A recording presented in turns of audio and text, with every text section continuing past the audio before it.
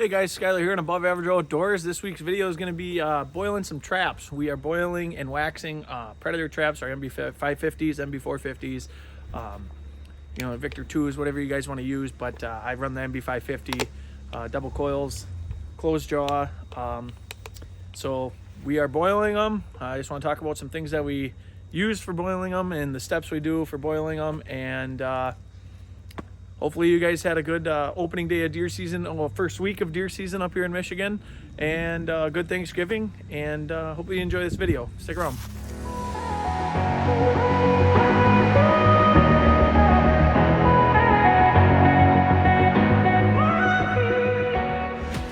So this is your MB550. I use the closed jaws and 2 coils, not the 4 coil.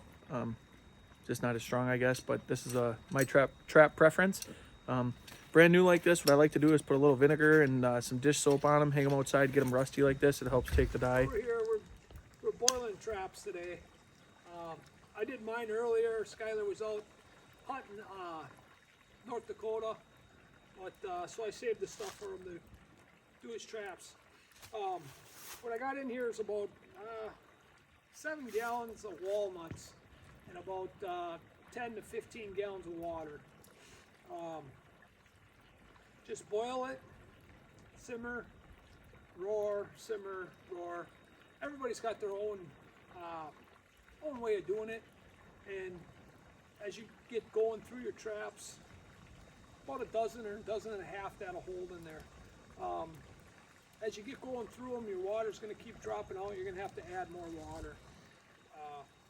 But I usually leave them in there for about an hour, pull them out, hang them, or throw them on a little table, and then hit the wax and put them on the dry deal rack behind us. So right now we're just boiling the traps in the walnuts and water. And from sitting around, it's got rainwater in it now. It's got leaves in it. It's got a lot of outdoor stuff, basically. Leaves. There's probably oak leaves in there. There's maple leaves, pine needle. I mean, just crap from everything blowing around and whatnot. So it's kind of it's going to turn out to be like a natural dye on the trap. It's going to look good. This is the first batch done. Not done, but first done being boiled. But yeah, and we have in here, the wax is starting to melt. And what we're going to do is put them in there and let them take some of the wax for a little bit, and then we'll hang them up and let them dry, and they'll be all done. So kind of time consuming, but it works really good. As you can see, these are blacker than black. It's about as good as it gets, and they'll look even darker after we wax them. So and we got a bunch more boiling up, and yeah, see, she's not going right now, but I did put some new wood on there. It'll start boiling again, and kind of hard to control it with the fire compared to like the propane, but she's hot. They'll take it. Just keep her going, you know.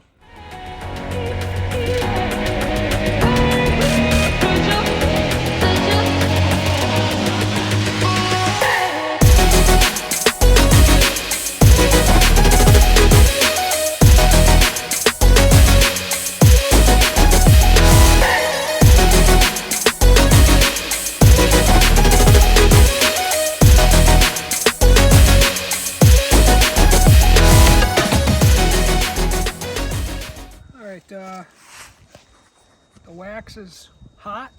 So you want to make sure you have all this stuff off of it, the walnuts and leaves and stuff. So we're going to drop it right in here. You're going to hear it sizzle a little bit.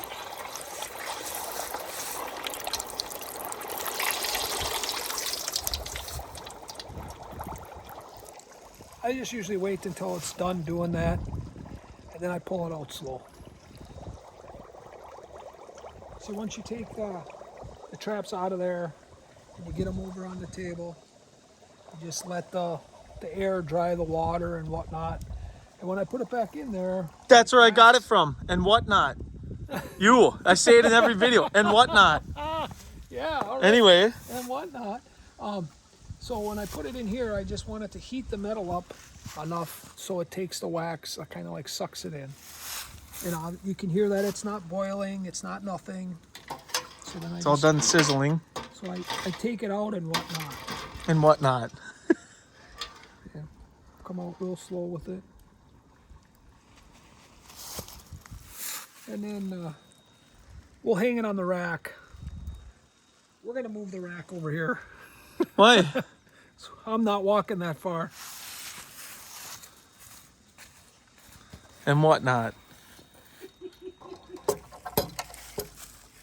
And as you can see on the previous one, the wax is starting to dry a little bit. It starts forming a little bubble, like here on your little dog. See it? Yep.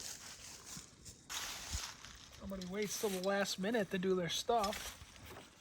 Out gallivanting around across the country, hunting and whatnot.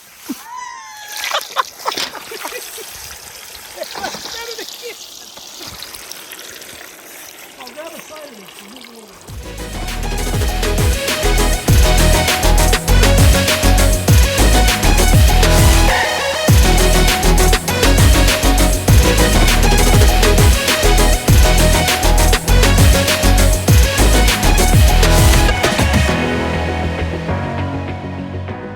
All right, Pa, what do you got to say? Well, besides the little mishap we had with the wax, they turned out pretty well. You got to pay attention to the heat on your wax, otherwise it starts to get a little too hot. That's all we'll say about that. It'll give off a burnt smell on your traps too, like a burnt wax smell.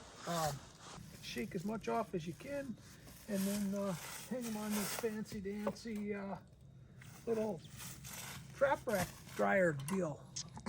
But obviously now there's some work that we'll have to go through and we'll have to do. Like, we'll have to take this little bit off here.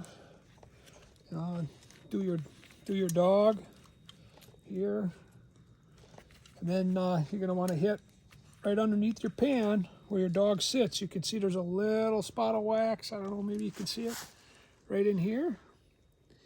You're gonna want to clean that off underneath there. So, And then we'll put the earth anchors on. As you can see, something like that one over there. Dad grabbed that one with the earth anchor on it. Right there on the right, either one of them. We'll go through and put our earth anchors on, and they'll be ready to set. yeah. So, One other thing that I do with this in prepping, obviously we take the knobs off the pans, the dogs, the underneath the pan, and then what I do is I come through and you can see that the swivel is kind of stiff. I'll break the swivels for the wax, so the dog don't have to do that, just so it's traps working right out of the gate. So well, that's it for this week's video. stay tuned for the monster buck we shoot tonight.